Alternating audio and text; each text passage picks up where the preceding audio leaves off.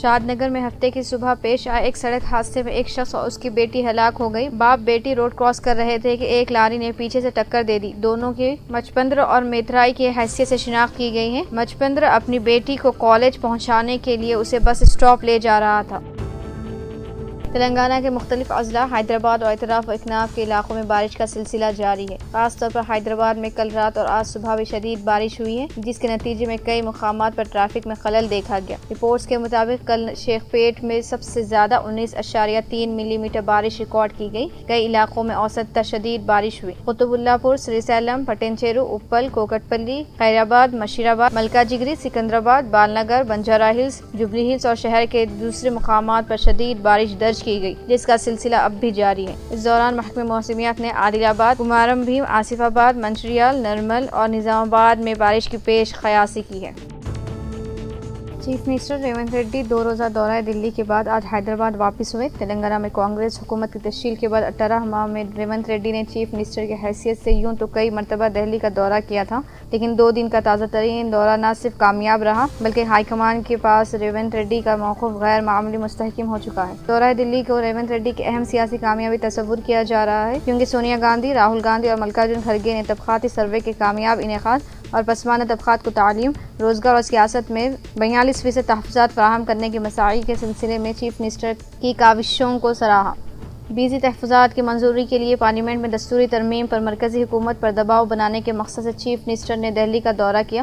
انہوں نے صدر کانگریس ملکاجن کھڑگے، لوک سبھا میں قائد اپوزیشن راہل گاندھی اور AICC کے سرکردہ قائدین کی موجودگی میں طبقاتی سروے کی تفصیلات پیش کی۔ چیف منسٹر نے تلنگانہ میں تشکیل دی گئی ماہرین کی کمیٹی کو بھی ہائی کمان سے روبرو کیا اور ماہرین نے طبقاتی سروے کو فل پروف ثابت کرتے ہوئے 42% تحفظات کے لیے ریونت ریڈی کی سنجیدگی کی ستائش کی۔ تلنگانہ ریاستی کابینہ کا اجلاس 28 جولائی 2 بجے دن ڈاکٹر BR امبیڈکر سیکریٹریٹ میں ہوگا۔ چیف منسٹر ریونت ریڈی صدارت کریں گے۔ کابینہ کا اجلاس مقررہ شیڈول کے مطابق آج ہونے والا تھا، لیکن نئی دہلی میں OBC طبقات اجلاس میں بیشتر ریاستی وزراء کی شرکت کو دیکھتے ہوئے اجلاس 28 جولائی تک ملتوی کیا گیا۔ ریونت ریڈی جو گزشتہ 2 دنوں سے نئی دہلی کے دورے پر تھے، آج صبح حیدرآباد واپس ہوئے۔ وزراء پونم پربھاکر، کونڈا سریکھا، وی سری ہری اور دیگر سینئر قائدین نئی دہلی میں آل انڈیا کانگریس OBC ڈپارٹمنٹ اجلاس میں شریک ہیں۔ چیف منسٹر کے ہمراہ ڈپٹی چیف منسٹر بھٹی وکرمارکا اور وزیر آبپاشی اتم کمار ریڈی بھی دورہ دہلی میں شامل تھی۔ توقع ہے کہ کابینی اجلاس میں BC تحفظات کے مسئلے پر اہم فیصلہ کیا جائے گا۔ حکومت نے پنچایت راج قانون میں ترمیم کرتے ہوئے آرڈیننس کی اجرائی کا فیصلہ کیا، لیکن ریاستی گورنر جشنو دیو ورما نے ابھی تک آرڈیننس کو منظوری نہیں دی ہے۔ بتایا جاتا ہے کہ اگر آرڈیننس کی منظوری میں قانونی رکاوٹ ہو تو کانگریس پارٹی ٹکٹوں کی تقسیم میں پسماندہ طبقات کو 42% نمائندگی دے گی۔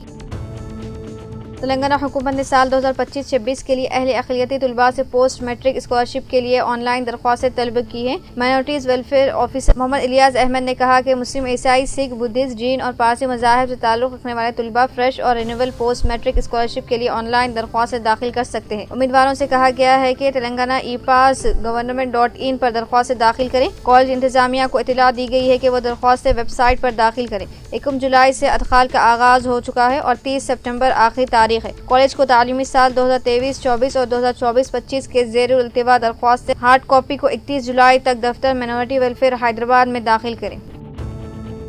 حکومت تلنگانہ کے محکمہ امپلائمنٹ و ٹریننگ کی جانب سے 22 جولائی سے داخلے کا دوسرا مرحلہ شروع ہو چکا ہے۔ سرکاری ITI، اولڈ سٹی اور ATC میں سال 2025-26 کے لیے 31 جولائی کو 5 بجے تک جاری رہیں گے۔ اس 1 سالہ اور 2 سالہ ٹریننگ کورس میں تحفظات، کاسٹ اور SSC مارکس کی بنیاد پر داخلے دیے جائیں گے۔ ویب سائٹ iti.telangana.government.in ملاحظہ کریں، جس میں تفصیلات درج ہیں۔ ITI trades: refrigerator and condition, electrician, electronic mechanic, fitter, machinist, motor mechanic vehicle, mechanic diesel, plumber, welder. ATC traders: engineering design technician, CNC machining technician, virtual analysis and automation technician اور mechanic electrical vehicle دستیاب ہے۔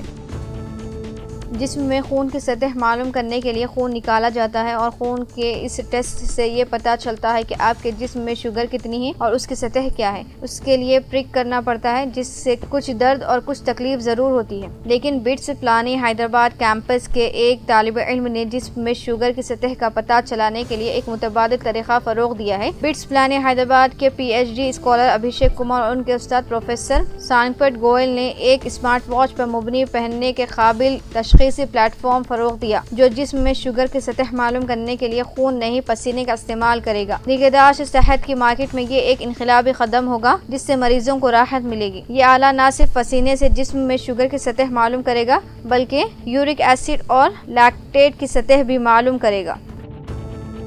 غزہ میں اسرائیلی درندگی کا سلسلہ جاری ہے۔ اسرائیل کے تازہ حملوں میں 80 سے زائد فلسطینی شہید اور درجنوں زخمی ہوئے ہیں۔ میڈیا رپورٹس میں بتایا گیا ہے کہ 24 گھنٹوں کے دوران اسرائیلی حملوں میں غزہ کی امداد کے منتظر فلسطینیوں پر حملوں میں 9 فلسطینیوں نے جام شہادت نوش کی، جبکہ دوسرے مقامات پر 71 فلسطینی شہید اور 450 سے زائد زخمی ہوئے۔ دوسری جانب غزہ میں فاقہ کشی کا شکار ہو کر شہید ہونے والوں کی تعداد 122 ہو گئی، جن میں سے 48 بچے شامل ہیں۔ اس دوران 125 برطانوی ارکان پارلیمنٹ نے حکومت برطانیہ کو ایک مکتوب لکھا جس میں علیحدہ ریاست فلسطین کو تسلیم کرنے کا مطالبہ کیا ہے۔ ایران کے ایک صوبے میں ہتھیاروں کے 20 افراد نے عدالت میں داخل ہو کر فائرنگ کی جس میں 5 افراد ہلاک ہوئے۔ یہ واقعہ شہر زہدان کے ایک عدالتی کمپلیکس میں پیش آیا۔ سیکورٹی فورس کی جوابی کارروائی میں 3 دہشت گردوں کے مارے جانے کی اطلاع ہے۔